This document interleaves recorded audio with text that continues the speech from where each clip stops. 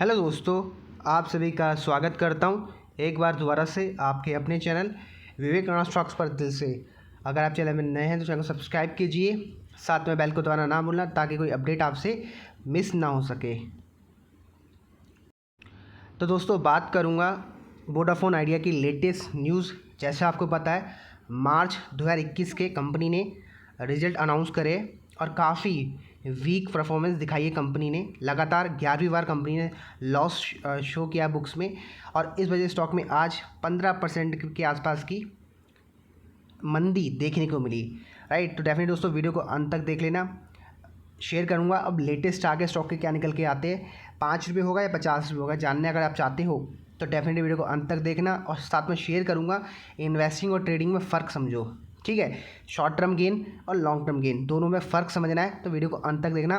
7 minute के बाद बताऊंगा कि दोनों में क्या अंतर होता है। राइट, तो स्टार्ट करते हैं एनालिसिस। दोस्तों आपको जैसे पता है आज आपका आइडिया शेयर ऑलमोस्ट 8% टूटा हुआ था। रीज़न आपके सामने आपको बता देना चाहता हूँ कि कंपनी ने जो Q4 नतीजे Q4 अर्निंग्स काफ़ी वीक दी है। मैं आर्टिकल आपको क्लिक करता हूँ और आपको दिखाता हूँ। साथ में एक आर्टिकल में ये भी लिखा है कि स्टॉक आपका 5 रुपये के टारगेट आपको दिखा सकता है। तो देख लेते हैं कि स्टॉक सच में क्या 5 रुपये आ सकता है चार्ट के माध्यम से। तो आप देख सकते हो इसमें आपको बताया गया कि auditor doubts Voda Idea ability to remain a going concern, analyst see 48% drops in a stock. जी हाँ दोस्तों, जो बड़े बड़े रिसर्च रिपोर्ट बोल सकते हो, जो बड़े रिसर्चर होते हैं उनके अकॉर्डिंग ये जो आपका स्टॉक है आइडिया ये काफ़ी नीचे तक गिर सकता है। ऑलमोस्ट 48% टूट सकता है करंट मार्केट प्राइस में से। तो अभी जो प्राइस चल रहा है 8 रुपये 50 पैसे के आसपास, 9 रुपये के आसपास ट्रेड कर रहा है। यहाँ से अगर ये टूटता है तो 5 रुपये के टारगेट इनको दिख रहे हैं। तो दिखाता हूँ इसमें रिपोर्ट में क्या बताया गया और क्यों बताया गया है। दोस्तों आप देख सकते हैं इन्होंने सेट किया है 5 रुपये का टारगेट, ठीक है। और इन्हें ये भी बताया गया कि 48% स्टॉक टूट सकता है। आप देख सकते हो कंपनी ने वीरवार को अपने प्रॉफिट शो किए है जिसमें 7,022 करोड़ के आसपास का बहुत बढ़िया लॉस इन्होंने दिया है। साथ में दोस्तों ये लॉस ऑलमोस्ट 11 बार अभी तक ये लॉस दे चुकी है लगातार, ठीक है। अगर इसकी कंपैरिजन आप करते हो लास्ट क्वार्टर से, मतलब लास्ट क्वार्टर में 4,500 करोड़ के आसपास का लॉस था, उसके कंपैरिजन में काफ़ी बड़ा लॉस कंपनी ने दिया है, ऑलमोस्ट 70-100 के आसपास का, ठीक।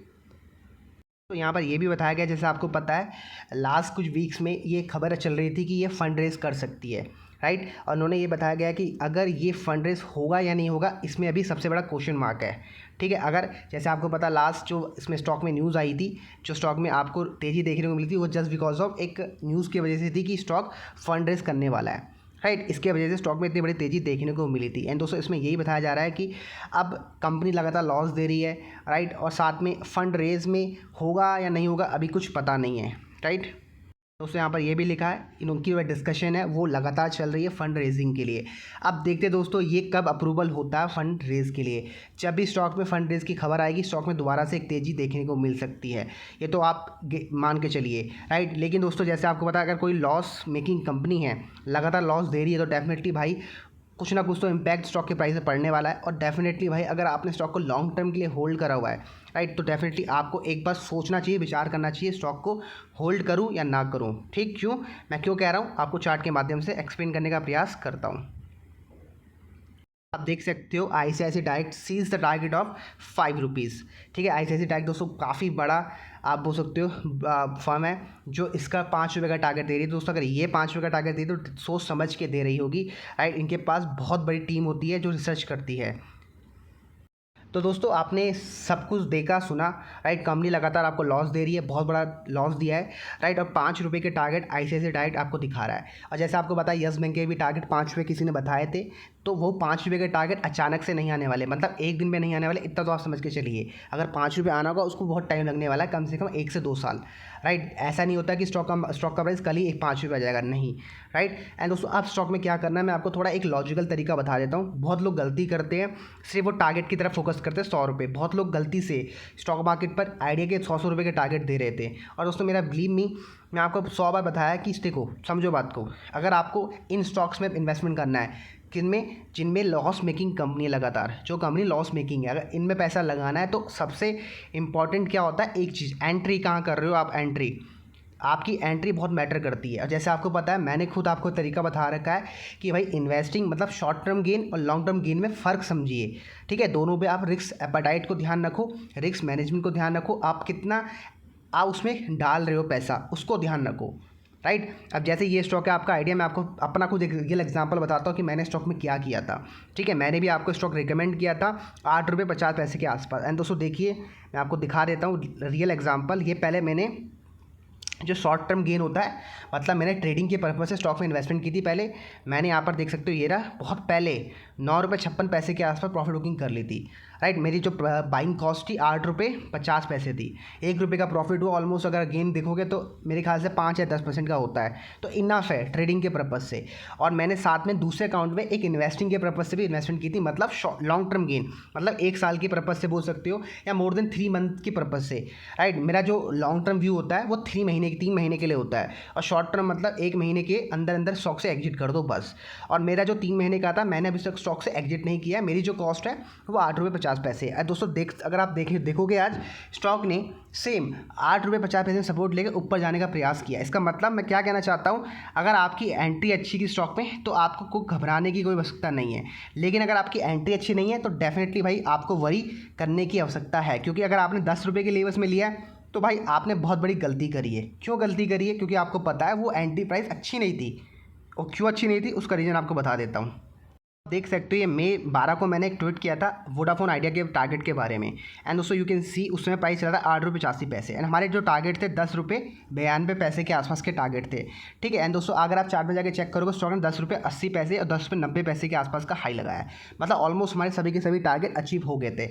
जब मेरे सभी के सभी टारगेट अचीव हो गए थे तो मैं क्यों स्टॉक्स में वेट करूँ, ये सबसे बड़ा क्वेश्चन होता है, राइट। तो मैं हमेशा आपको कहता हूँ, जो भी आप इन्वेस्टमेंट करो, ट्रेडिंग करो, आप अपना टारगेट सेट करो। अगर आपके टारगेट आ जाते हैं तो भाई स्टॉक से एग्जिट कर लिया करो, लालच मत किया करो, राइट। क्योंकि ये लॉस मेकिंग कंपनीज़ है। लॉस मेकिंग कंपनी में आपको पता है जब तक न्यूज़ नहीं आएगी तब तक कुछ नहीं होने वाला।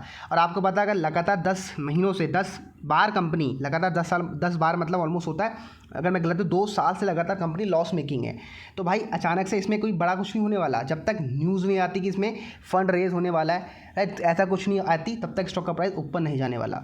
तो आपको समझना पड़ेगा शॉर्ट टर्म गेन और लॉन्ग टर्म गेन में, राइट। तो जब भी कुछ भी करो ध्यान से इन्वेस्टमेंट किया करो। एक ये रियल एग्जांपल है कि पैनी स्टॉक में पैसा कैसे लगाया जाता है। कैसे लगाया जाता है? एक होता है रिस्क मैनेजमेंट, उसको पक्का फॉलो किया करो। और साथ में ये ट्रेड लेने से पहले, पंच करने से पहले, बाय करने से पहले ये सोचा करो दिमाग में कि ये गेन आपके लिए शॉर्ट टर्म है, लॉन्ग टर्म है। अगर शॉर्ट टर्म गेन लिया है ना तो भाई शॉर्ट टर्म में एग्जिट कर लो। वेट मत करो कि ये स्टॉक 100 रुपये जाएगा, नहीं, एग्जिट करो उसी समय अगर आपने शॉर्ट टर्म गेन के लिए लिया था। और लॉन्ग टर्म गेन मतलब कि 3 महीने 6 महीने के लिए मैं उस स्टॉक को होल्ड करूँगा, जब तक होल्ड करूँगा जब तक मेरा स्टॉप लॉस नहीं हो जाता। तो मैं आपको दिखाता हूँ मेरा स्टॉक में क्या स्टॉप लॉस था जो अभी तक हिट नहीं हुआ। मुझे लगता है पर्सनली वो हिट नहीं होना चाहिए। क्यों, आपको दिखा देता हूँ। तो दोस्तों आप देख सकते हो स्टॉक ने जो सपोर्ट लिया आज बिल्कुल 8 रुपये 50 पैसे का सपोर्ट लेकर ऊपर जाने का प्रयास किया है। एंड दोस्तों आप देख सकते हो जो मेरा स्टॉक का जो फर्स्ट टाइम स्टॉप लॉस था वो ये था जो अभी तक हिट नहीं हुआ है। तो दोस्तों अगर आपने स्टॉक को लॉन्ग टर्म इन्वेस्टिंग के लिए पैसा लगा रखा है या आपने यहाँ के स्टॉक को बाय किया है तो मैं आपसे बोलूँगा भाई अगर ये स्टॉक 5 रुपये आएगा, जी हाँ दोस्तों बिल्कुल भी आ सकता है, तो आप क्या करोगे, आप बिल्कुल भी रिस्क नहीं लोगे। अगर स्टॉक 8 रुपये के नीचे, बोल देना चाहता हूँ 8 रुपये के नीचे डबल रेड कैंडल क्लोज कर देगा, ठीक है, 8 रुपये के नीचे एक कैंडल नहीं कम से कम 2 कैंडल क्लोज कर देगा, आप स्टॉक से एग्जिट कर देना। ये मेरा व्यू है। तो रिक्वेस्ट करूँगा आप प्लीज़ खुद की रिसर्च करने के बाद, खुद की जनरल अपने फाइनेंशियल एडवाइस सलाह लेने के बाद, खुद की रिसर्च ऐड करने के बाद डिसाइड करना आपको क्या करना है। मैंने अपना व्यू बता दिया, मैं ऐसा करूँगा। अगर ऐसा होता है तो भाई मेरे कहने में कुछ मत करना। अगर आपको लगता है तो आप डेफिनेटली स्टॉक से एग्जिट कर सकते हो, राइट। तो मैंने आपको बता दिया कि वोडाफोन आइडिया में आपको क्या करना है। टारगेट भी आपको बता दिया 5 रुपये, और ऊपर का टारगेट आराम से 15 रुपये तक आ सकते हैं। लेकिन वो कब आएंगे? जब फंड रेज की खबर अप्रूव हो जाएगी, ठीक है। अभी सिर्फ खबर आ रही है, अप्रूव नहीं हुई है। जब होगी तब की तब देखेंगे, राइट। तो मिलता हूँ नेक्स्ट वीडियो।